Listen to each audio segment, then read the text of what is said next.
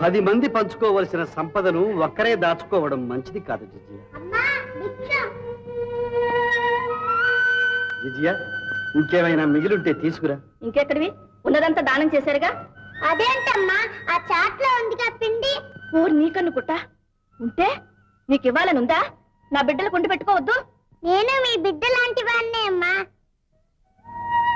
అవును జిజియా, మన బిడ్డ లాంటి వాడు. ఆ పిండి ఇచ్చేసి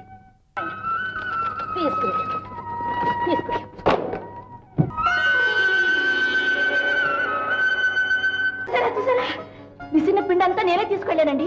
మళ్ళీ ఎంత పిండి ఉందో చిత్రంగా ఉంది.